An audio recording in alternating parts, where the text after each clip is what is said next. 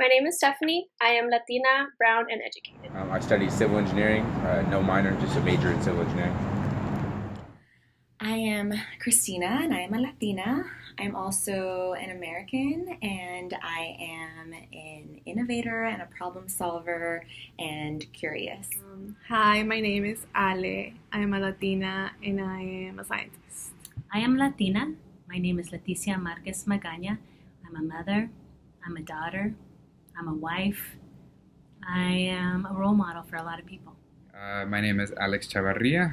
I am of Latino Nicaraguan descent. I am a recent graduate of San Francisco State University with a major in Latin American history and a minor in Latino studies. I'm a Latina, I'm a scientist, I'm 31, and I'm a San Francisco Bay Area native.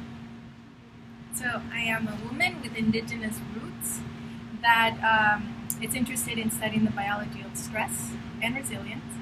I am a Latino postdoctoral researcher at the University of California, San Francisco in the Department of Medicine, where I study asthma genomics and the confluence of genetic ancestry and lung function. So I'm from Orange County. I'm from Santa Ana in Orange County.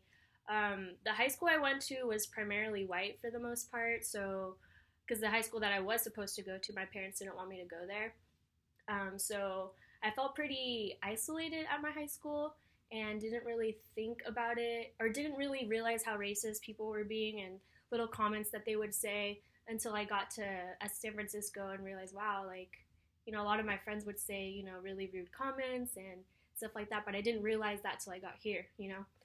Thought of not going to college wasn't something that was basically instilled in me.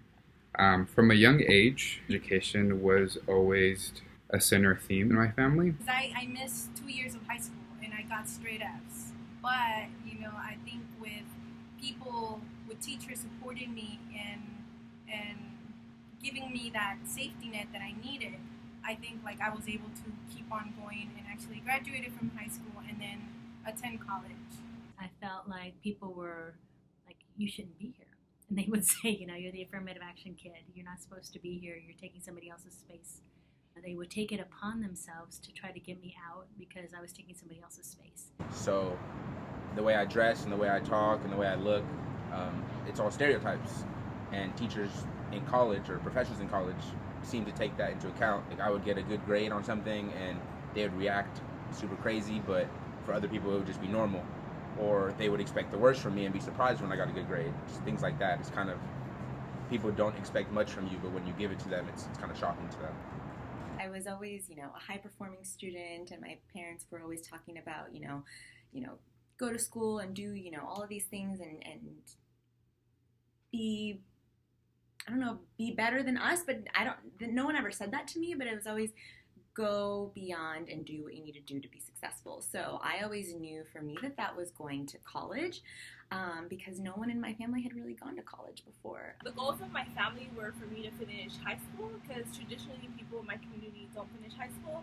The girls around me were getting pregnant. So I decided to go to college just to have a career and find a way to make money without having to clean people's homes or people boss me around and humiliate me and almost exploit me. So my parents would always tell me, find yourself a job, un trabajito, where you can get benefits and you don't have to worry about people firing you. Fear was a constant factor, Fear, like I mentioned, the unknown, no one's ever done it. A lot of my family, since they didn't know what it was or they didn't even know if there was a future there, they kind of didn't really believe in me.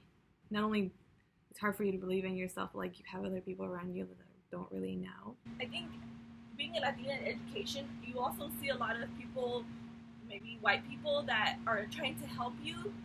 But I remember growing up, I feel like they don't really understand. Yeah. And I do feel like academia strips you of your Latino identity sometimes in order for you to fit in to the status quo. So I remember going to networking reception and everyone's talking about hiking this mountain or going golfing or all these things that are super expensive that I have never been a part of. But it doesn't it used to make me feel like, well, I have to read their books. I have to, I have to be more like them to be accepted.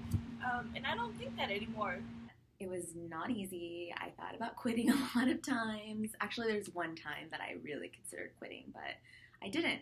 And I had a lot of really supportive friends, and I learned how to use my voice. Once you make it to college, that doesn't mean shit. You gotta finish. You gotta get that degree. And a lot of people think that once you make it into university or 4-year Cal State or whatever institution you choose to go, that's it. There are many things stopping us. Like, it's not like a lot of people say, well, there's nothing stopping you. No, there are a lot of things stopping us. But it's worth, you know, kind of like going through those things. It's really worth, you know, fighting each like little stop sign and getting there. Education, if it does anything, it helps you to see the world through multiple lenses. That is very powerful. It gives you not just one perspective, but many.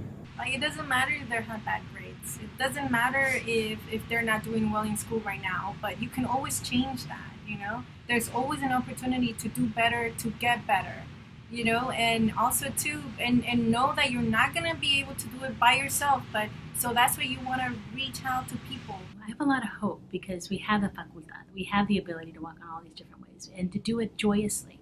You know, to do it with familia, to do it with honor, to do it, you know, we just have all that. And so I have a lot of hope. It's more self-discipline than anything, because I wasn't the smartest kid, but I tried the hardest. Not necessarily the hardest, but I tried pretty hard. And if you put in the work to anything, you know, you're gonna succeed in it. If you don't put in the work, obviously you're not gonna succeed. Nothing good in life comes easy.